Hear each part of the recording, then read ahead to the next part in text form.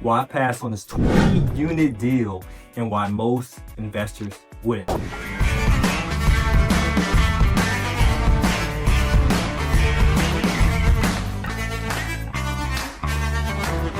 So I'm Juan Pablo for Multifamily Done For You. And I'm gonna share with you from a high level, not everything that glitters is gold. So let's jump into the reality, okay? So I got my daughter's iPad here while she's in school. And I wanna go over this 20 unit. So when we first found this 20 unit, it was actually through one of the agents I acquired a lot of properties with. So that's the beauty when having that relationship, right? They can feed you pocket listings. Now don't get me wrong, if you wanna have multiple different ways of sourcing deals, but having relationships with key deal finders like listing agents is worth its weight in gold. So Dave, my key agent, he reached out to my team and I said, hey, here's a deal that may be up your alley. Let me know your thoughts. So he sent us the deal. We did a surface level overview, kind of like the iceberg, right? The tip of the iceberg. And we said, you know what? This deal looks good. Let's put it on the contract. Now, we did what most investors would do. We looked at the financials of the property that was provided to us by Dave. We did a rough analysis and bam, we pulled the trigger, locked it down on the contract. However, when we get a deal on the contract, we immediately go into phase 3 based upon our operations, right? Phase 3 for us is performing the financial due diligence. But so before we pay visits to the property, right?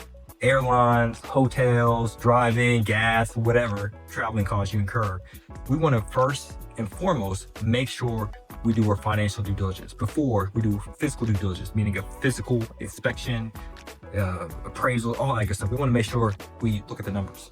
So when we got this bad boy on the contract, this 20 unit, initially, and again, this is one of our key agents. So I just saw this trust his word, I got to verify it, right? But one of our key agents told us the property was 100% occupied. Just pulling my notes here. It was 100% occupied. Stable income, rental income, marketing line expenses, right? Minimal surprises, and the seller being willing to negotiate. So these are all positive signs. But once we start to dig deep below that iceberg, right? In terms of the financial due diligence, we discover key issues. And these are the key things that most investors don't do properly. Not just with them just getting started for the first time, but even those experienced investors who haven't bought bigger deals but on a consistent basis like we do, right? And these are the key things we discovered. The occupancy was misrepresented.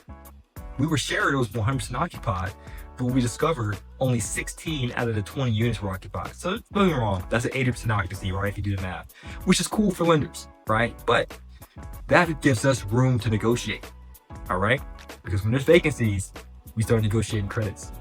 The other thing that we discovered, a key issue, that the utility information was missing.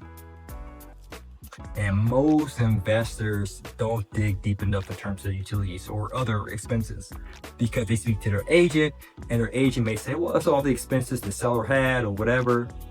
Honestly, that they don't care. That's not the agent's job to do your due diligence. And the agent, even though they might be listing the property, they don't know the property, its condition and its financials in and out like the seller, right? They just have a surface level overview of what's included. But it's your job, once you get a property on the contract, to make sure you uncover every single operating expense associated with that property. So we discovered that there's house electric. We discovered that the owner is responsible for water and sewer. We also discovered there's a dumpster, trash bill. There were multiple utility related expenses not disclosed to us from the beginning. Okay. Third thing that we discovered a key issue was the taxes were understated. Now, with most listings or even pocket listings, off-market deals you get from your agent, your wholesaler, whoever, right? Even if you're working directly with seller, the taxes, the property taxes is public information. You can easily search that information up. However, you might find the county property tax rate or the millage rate for you to calculate it yourself, but it may not automatically include other property related expenses that relate to taxes, such as school tax, such as the city, municipality, library. There could be these small little various taxes that are added to the property. Those things add up. And then last, the insurance. Now, don't get me wrong, insurances may be different for each person. The seller may be able to negotiate a lower insurance rate, or may not have insurance at all if it's free and clear. That's up to the seller and his discretion. Some people do that. They may own a property, free and clear, no mortgage requires the insurance payment. And so as a result, they have little to no insurance. But us, being the buyer, we want to have adequate insurance, right, to protect us. Whether it's a fire or vandalism, we want to have adequate hazard insurance. And so our insurance rate that we received, a quote from our insurance broker, was higher than what the seller was paying. So if you stack all those things together, right, the occupancy being misrepresented, missing utility information, higher taxes and insurance that were listed, we had to negotiate. So when we went to negotiate, while having to do on the contract that, hey, we need to reduce the purchase price, or hey, you got to give us cash back at closing, the seller was unwilling to budge. So as a result, we had to back out. Now, if the seller was willing to budge, then cool. Let's proceed with this deal and let's get this these cost savings in writing. We were able to reduce the purchase price, cash back at closing. Let's get it as an addendum to the contract.